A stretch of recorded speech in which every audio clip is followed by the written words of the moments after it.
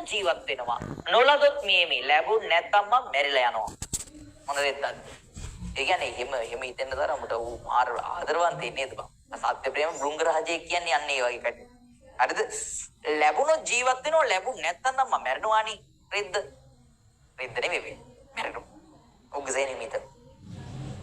නොකා නොබී හැඳර නැගීලා වැදහොත්තාහ.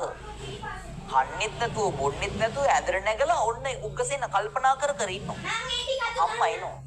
මොකද උග්ගේ ඔයා දුකින් ඉන්නේ? අම්මේ මේ මට කියන්න ලැජ්ජයි තාත්තිට. මම කැමති අර නංගිට. අයියෝ ගෑනු ළමයෙක් ගැනද ඔයා හිතන්නේ? ඔයාට වයස අවුරුදු 17ක් විතර වෙනවනේ. ඔයා දැන් නිසි වයසේ ඉන්නේ. ඔයාට දැන් කසාද බඳින්න පුළුවන්. උඹලා එහෙම කලබල වෙන්න එපා. ඉස්සර 16න් බඳිනවා. දැන් එහෙම බෑ.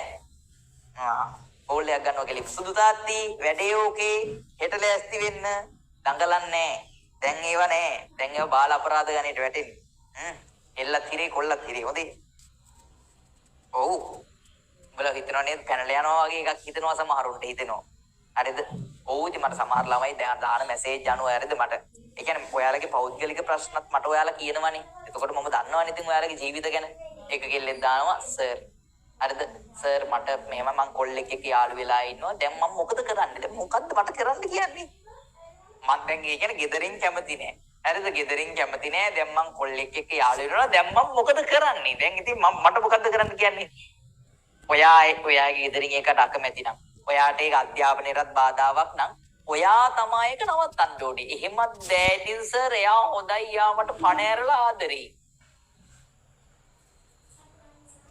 හරිද? අහෝ දුකකි ඉරකිතිතකි අපවිහිලකි කියලා තමයි කියන්න වේද මම මොකද්ද